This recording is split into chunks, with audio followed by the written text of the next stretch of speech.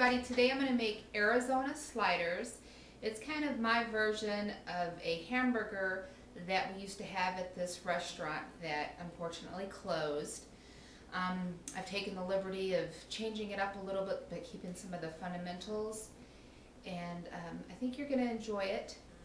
It's on the spicy side, so if you like spicy then absolutely follow the recipe as I have it. But it also is just to give you an idea of techniques, and you know, you can turn it into whatever you want it to be. But I hope you enjoy. The recipe will be listed on pouchfriendly.com and the link will be on the side. Thanks. The ingredients for the Arizona sliders are sliced roasted red peppers, jalapenos, cayenne pepper, chili powder, ground cumin, cilantro leaves. If you have the fresh ones, I definitely recommend using them. Salt and pepper. The cheese of your choice. This is a Monterey Jack. If you have pepper jack, use that. Kick it up a little bit. 1 whole onion. Half of it is going to be finely minced, as small as you can get it. And then one of it's going to be in larger slices like that. A light margarine or olive oil spray if you so wish. I like to use the light margarine. Ground white meat turkey and low carb tortillas. Okay, I have my pound of ground white meat turkey in there, and I've just added the onion.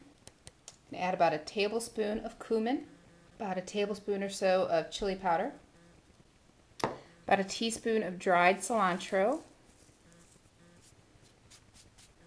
about a teaspoon of cayenne pepper. Again, we like it spicy, so feel free to admit or adjust any of these to your taste. I'm going to use quite a bit of black pepper, but I'm only going to use a little bit of the cracked black pepper just because it's so time consuming.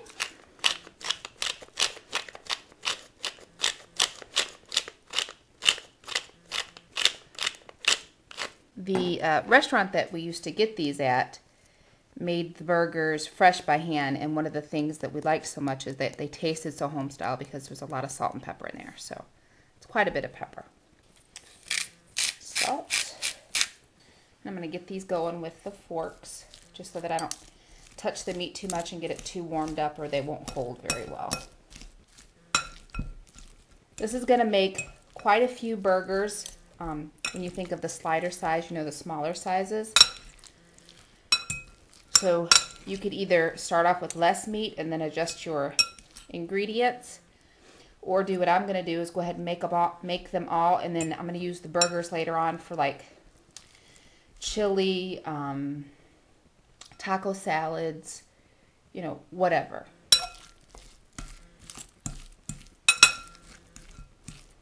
Now that my mixture is pretty much combined, now I'll get in there with my hands, make sure that it's good mixed, and then start making my patties.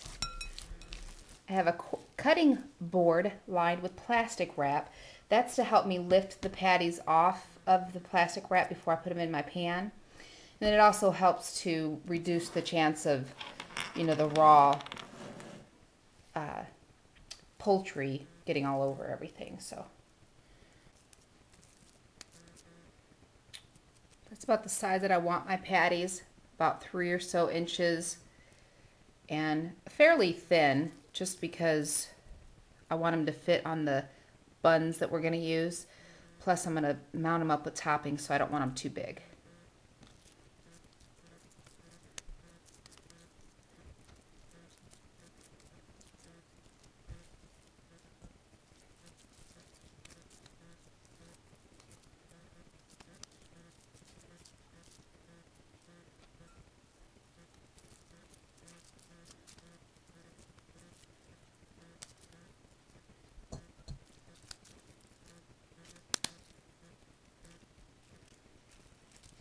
Okay, I made 8 patties from that pound of ground turkey that I had. So I'm going to wash up and get these in the pan. I had my pan heating up on medium with some olive oil down in there.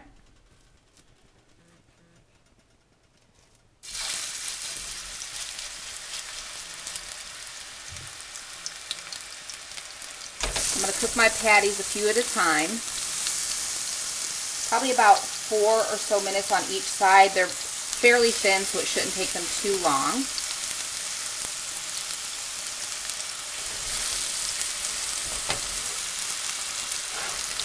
I'm going to keep an eye on these, and then I'll show you what they look like when I start putting the rest together. While my patties are cooking, I have another pan back here with some olive oil that I have heating up. It's on medium-high. It's on a 6 on my electric oven, on my electric stove.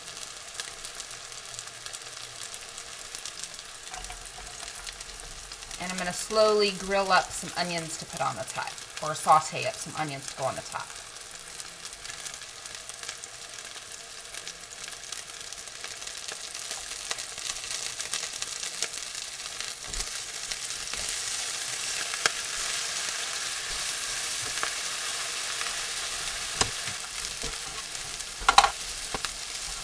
Now I'm going to make the buns for our Arizona sliders. So sometimes you just want a burger, but there's a couple things wrong with that after you've had weight loss surgery. A, the buns are usually higher in carbs. B, they take up a lot of room in your pouch. And C, they leave a lot less room for the protein, which is the good stuff anyways. So also to help give a little nod and a wink to Arizona, Tex-Mex sort of things, I'm going to make it kind of like a quesadilla. So I've got 4 low-carb tortillas stacked up here. I found a glass that is about the size of what my burgers will be. And I know that I can get 3 buns from each tortilla. So I'm just going to cut around it.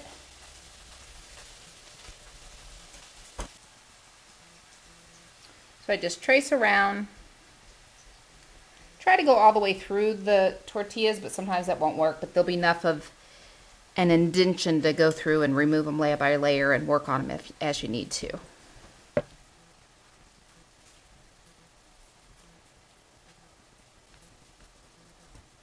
And I'm going to lightly butter my tortilla rounds, my buns, kind of like a quesadilla, grilled cheese sort of thing.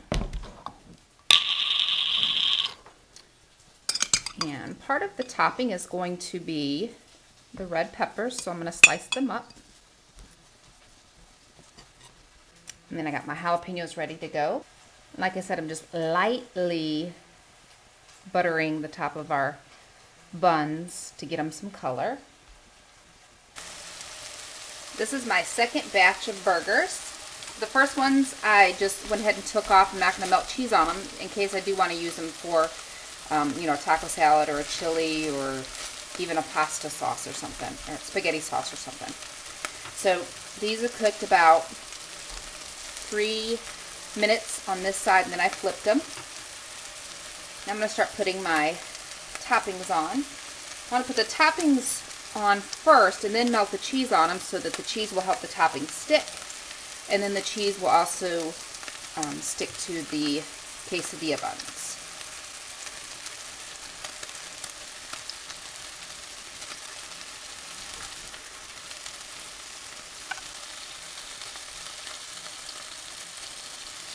I'm going to top that so that the cheese melts, and by the time the cheese melts, the burgers will be cooked on the other side too. The cheese is melted. I'm going to transfer them to a plate so that I can grill up my buns.